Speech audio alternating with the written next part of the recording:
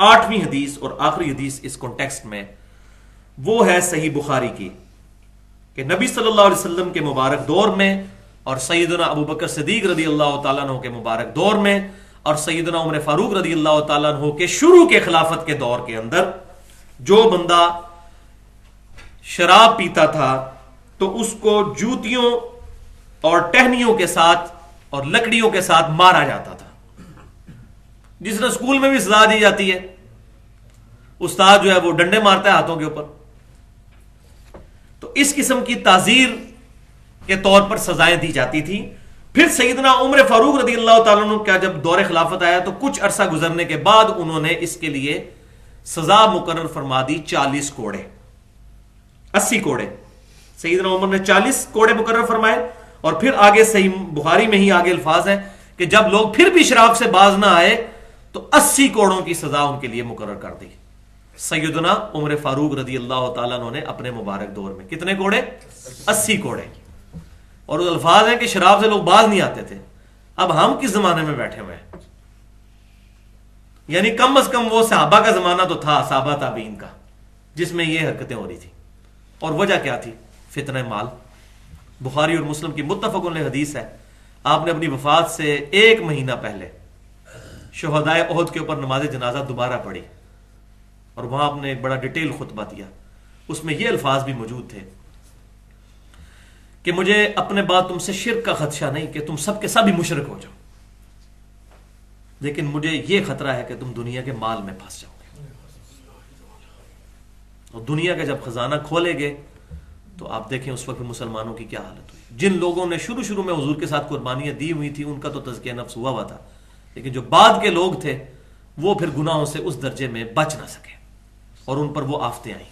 تو حضرت عمر کے دور میں جو یہ سزائیں دی جا رہی تھی، تابعین تو ہوں گے نا جی، اور بخاری اور مسلم میں حدیث ہے سب سے بہتر زمانہ میرا، پھر میرے صحابہ کا، پھر ان کا جو میرے صحابہ کو دیکھیں یعنی تابعین، پھر ان کا جو ان کو دیکھیں یعنی تبع تابعین۔ تو معاملہ بہت نازک ہے، والعیاذ باللہ تعالی۔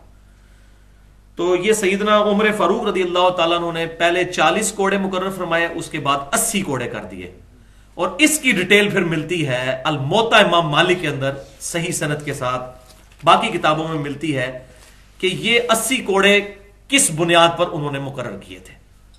تو سیدنا علی کے مشورے سے یہ طے پایا تھا، سیدنا علی سے ڈسکشن کی۔ سیدنا عمر نے اپنے دور میں چیف جسٹس کا عہدہ جو ہے وہ سیدنا علی کو دیا ہوا تھا،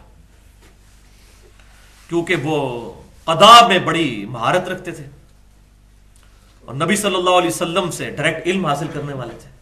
میں نے صحیح مسلم میں بھی آپ کو کئی دفعہ حدیث سنائی ہے، موضوع کے مسا والے چیپٹر میں، انٹرنیشنل نمبر کے مطابق 639 نمبر حدیث، کہ سیدہ عائشہ سے کسی نے آ کے پوچھا کہ بتائیے کہ جو بندہ موضوع پر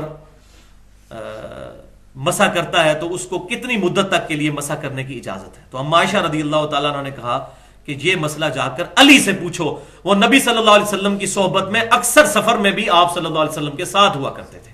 حالانکہ حضرت عائشہ بھی ہوتی تھی، لیکن ہمیشہ تو ہی حضرت عائشہ ہوتی تھی، کیونکہ وہ تو آپ صلی اللہ علیہ وسلم قرآن اندازی کرتے تھے۔ صحیح بخاری میں موجود ہے قرآن اندازی کرنا جائز ہے، جیسے یہ کمیٹی کے لیے پرچیاں ڈالی جاتی ہیں، جس کی پرچی نکل آئے تو، لیکن برابر ہو تب۔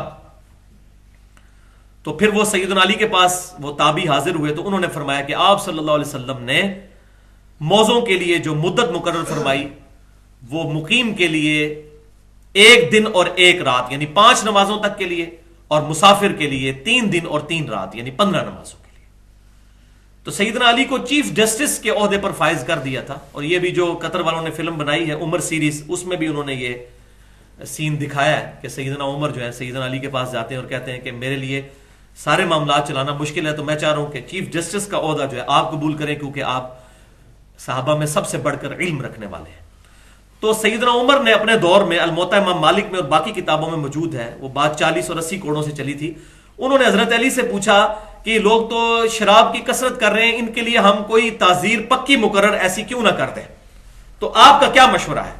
تو سیدنا علی نے کہا کہ ان کے لیے 80 کوڑوں کی تعداد مقرر کی جائے، اور میں یہ اجتہاد اس چیز سے کر رہا ہوں جو قرآن پاک میں آیت ہے کہ جو کسی پاک دامن عورت کے اوپر تہمت لگاتا ہے اور پھر گواہی نہ لا سکے تو اس کو 80 کوڑے لگائے جائیں گے سورہ نور میں. تو سیدنا علی نے کہا کہ اے امیر المومنین رضی اللہ تعالیٰ عنہ، جو بندہ شراب پی لیتا ہے وہ پھر اول فول بکنا شروع کر دیتا ہے اور ظاہر ہے گالی گلوچ کرتا ہے، اور کسی مسلمان پر ظاہر ہے گالی گلوچ کرنا اس پر تہمت لگانے کی مترادف ہے. آپ کسی کو ایسی بات کہتے ہیں جو اس کے اندر خرابی موجود نہیں. شرابی آدمی کو تو ہوش ہی نہیں ہوتی، اس کے تو جو دماغ میں آئے گا منہ میں وہ بکتا چلا جائے گا، تو وہ نہ چاہتے ہوئے بھی اس گناہ کا مرتکب ہو جائے گا شراب کی وجہ سے، یعنی تہمت مسلمانوں پہ لگانی شروع کر دے گا. تو انہوں نے اس کو اٹیچ کیا اس آیت کے ساتھ. انہوں نے کہا کہ اللہ تعالیٰ نے بھی تہمت والے کی سزا 80 کوڑے رکھی ہے. یہ ہے اجتہاد، ہم اس کو مانتے ہیں الحمدللہ. تو اجتہاد اسلام کا حصہ ہے الحمدللہ.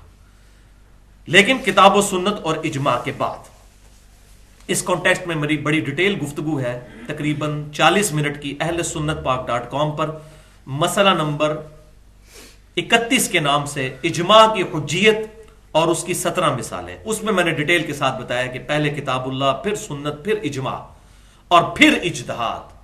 اس میں جتنے دلائل ہیں وہ ڈیٹیل کے ساتھ ذکر کیے.